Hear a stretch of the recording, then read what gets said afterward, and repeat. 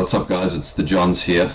Just sort of noticed something on Ground News. I've just started to use Ground News. This isn't a promotion or anything. It's just a really quick way to see how different media sources are reporting on the same topic.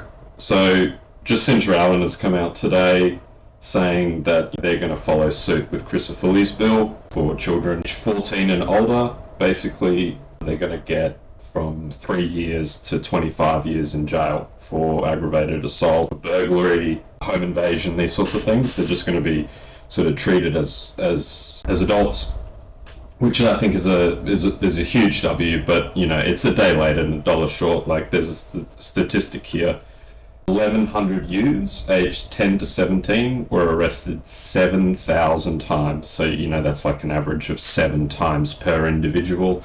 So, like, this shouldn't need to happen. They should just be in jail. They get arrested once and maybe they get bail, and if they reoffend, then, you know, they're just straight to jail.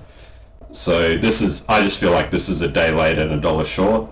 I know Queensland's been really bad and Chris Foley's been on the case with that, so, you know, props to him. I have some disdain for Jacinta Allen, but finally, as an election is sort of coming around, she's, you know, promoting this and trying to get this bill passed down there in Victoria as well. But basically, you know, we're reading this, and these are like just the true facts from the centre here. And then, you know, then we go to SBS. Children as young as 14 could face possible life sentences. So I don't think that this bill is saying that at all. It's saying between maximum terms 3 to 25 years. So no one gets a life sentence. I mean, unless you know, the home invasion includes murder and, you know, you end up killing someone, but that's a completely different charge.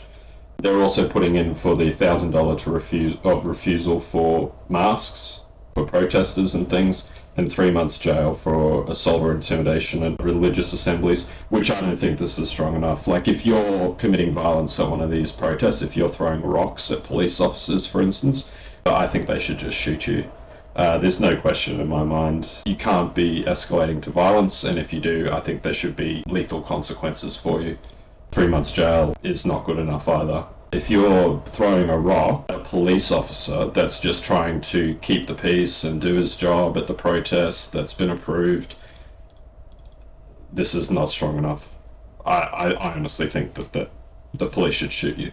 Sorry, going back to the SBS here, it's just completely different. I've never heard of the standard, but you can just sort of hear the rhetoric and the tone more of what they're sort of saying. Backlash, as Premier vows longer jail time for kids. It's like, well, yeah.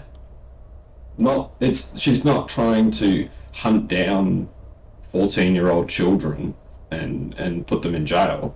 These are violent reoffenders that they just need to go to jail.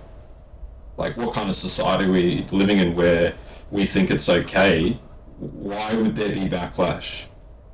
Like, who is having the backlash? And it's things like this, because people hear a life sentence for a 14-year-old and they go, oh my God, like, what are we doing? We're losing our minds. But it's just not the truth.